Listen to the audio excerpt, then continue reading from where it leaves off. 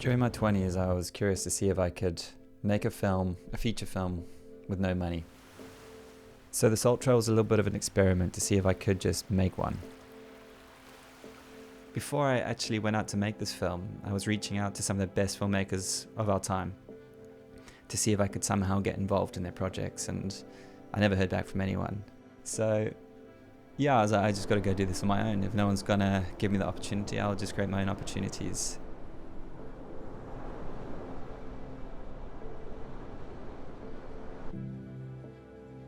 When I first met my girlfriend Sophie, who is actually the amazing human in the Salt Trail that stitches up the dude's head. When I first met her, I was just about to go on a trip, and we were working in this bar together. I drew out this map of where I wanted to go, and I was like, "You want to come with?" And she was like, "Sure." And that was literally the only plan that we had. It was like, we want to go traveling. I'm going to pack all my equipment that I had at the time, which was not enough. I was shooting on a Canon 5D Mark II and bunch of broken shit. Sophie at the time kindly offered to buy the water housing to create those more dynamic moments in the film. But I was like, this is what we've got. We've got some plane tickets, and we're just going to go live on an absolute shoestring budget. Goes for as long as we can, with spending as little as we can, and just see what we can do.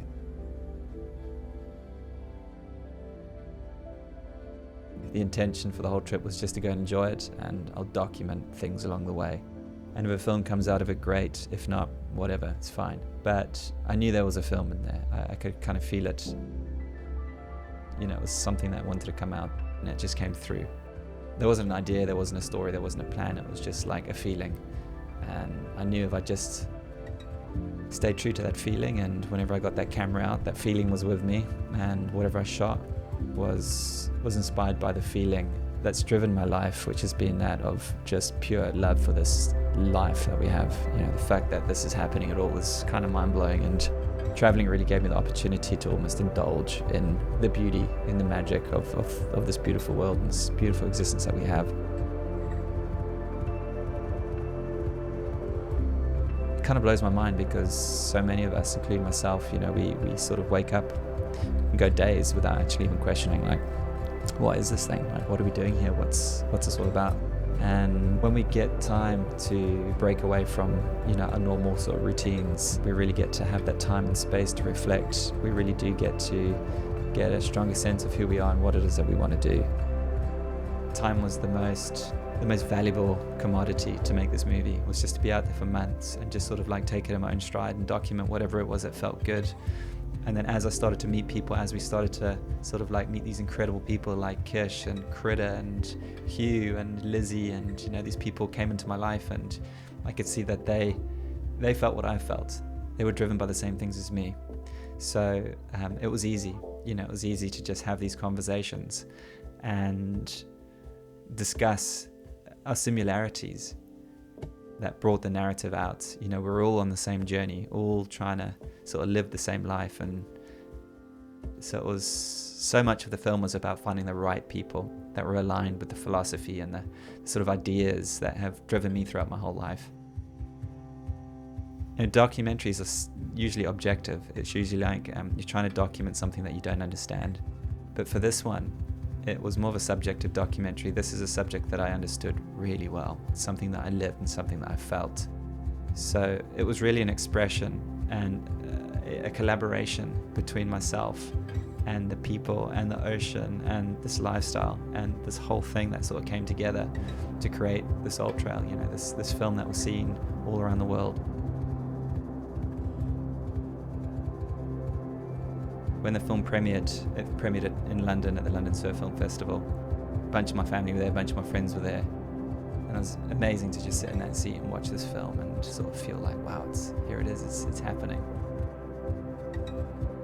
My dad was next to me, and my dad is no longer with me, but he was just having him sat there next to me watching this film was such a beautiful thing. And I actually got to the end of the film that night, and he just said to me, like, the thing I noticed the most was I could feel you in the film.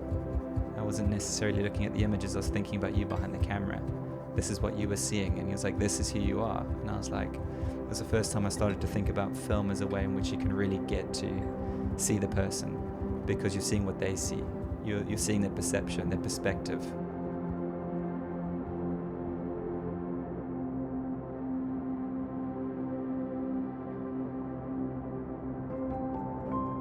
the film ended up winning Best Cinematography and Best British Film.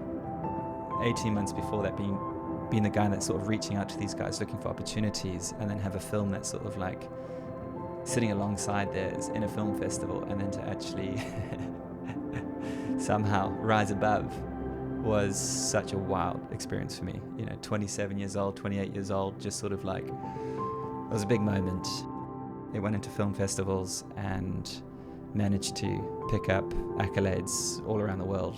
The small little film that I was making managed to be received by surfers from all over the planet. And that was such an amazing feeling, to be able to come full circle and, have that initial question, like, can I do this?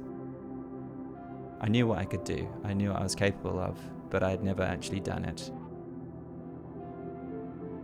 We talk about independent filmmaking, and there's independent filmmaking that has a budget, and then there's independent filmmaking which is like truly independent, which is like making a movie with what you've got, and just doing what you can with the resources at hand.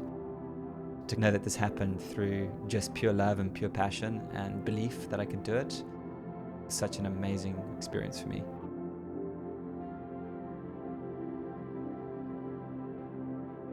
Since then, I've gone on to work on all sorts of projects, amazing projects, huge projects, fiction, documentaries, with big names, big budgets and all that stuff, and they've been incredible projects to work on and things I'm so grateful for.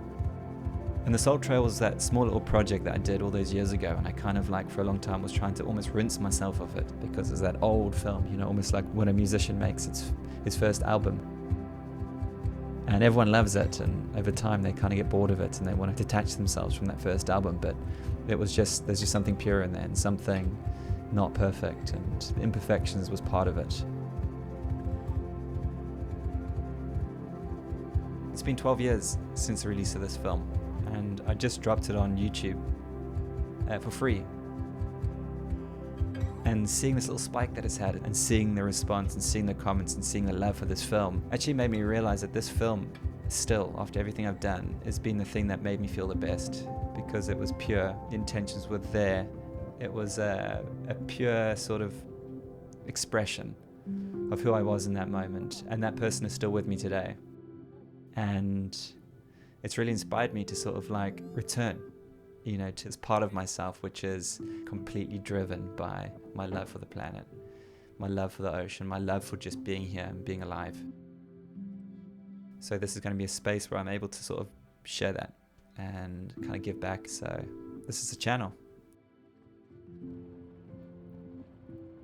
Thanks for tuning in.